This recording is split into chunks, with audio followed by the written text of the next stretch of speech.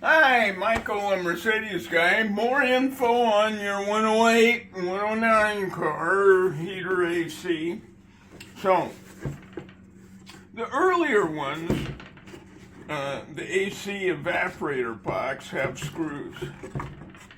The later ones have this cover that actually has plastic tabs that have these similar clips that the heater box has.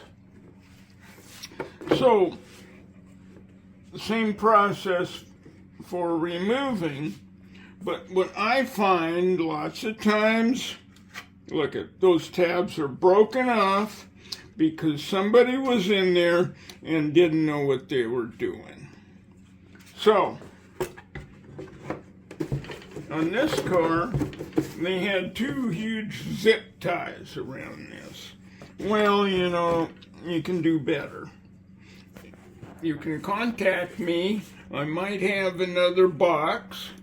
Or you can use this plumbing strapping and cut pieces, short little pieces, and use short sheet metal screws and put straps on to hold this together. Now, it's very important to take a look and see where this core is, the evaporator, so that you don't run into it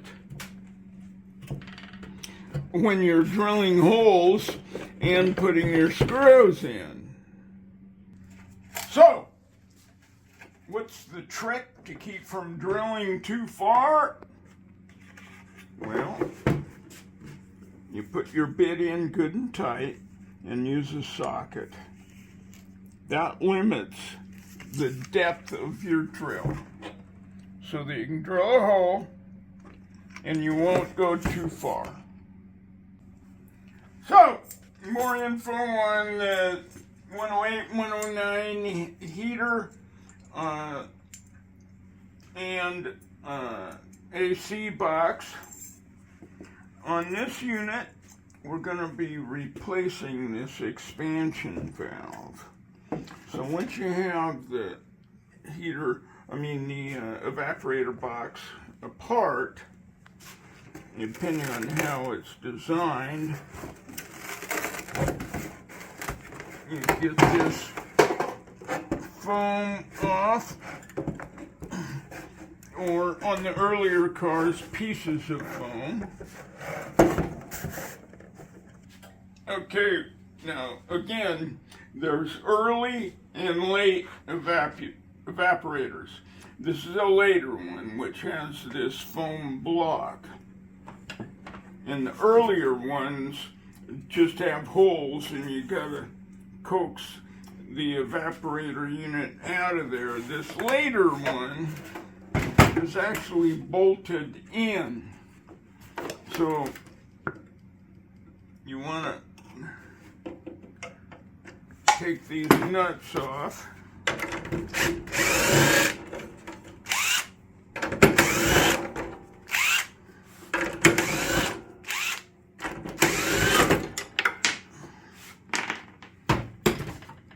Make a notation if there's anything attached, do a scribe so you get that on in the same place.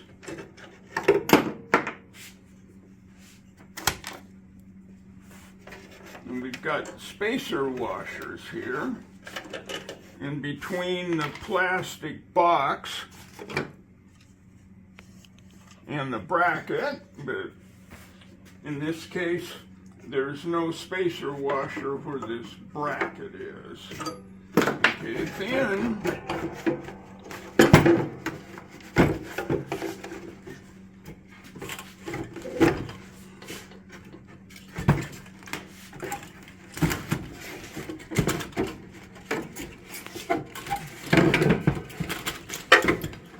rotate and pull this off.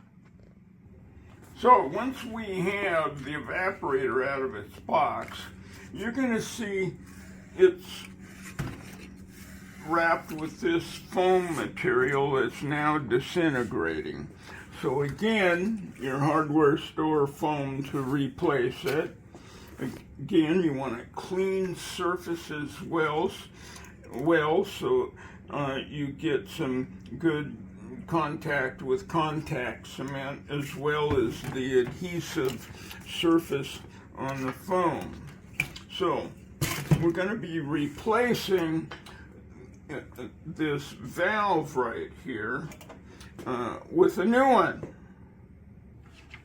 Okay, when you replace this expansion valve, this tube is at a particular angle. So you want to get it back to the same angle just to make your life easier. So I'm noting it here. Okay. And you've got fittings. So when you're replacing this expansion valve, you don't want to just put one wrench on here and reef on it. You want to put 2 wrenches and pull them together. That way you don't risk twisting this piece of tubing here. And the same goes for this. You want a wrench on that housing and a wrench on this nut.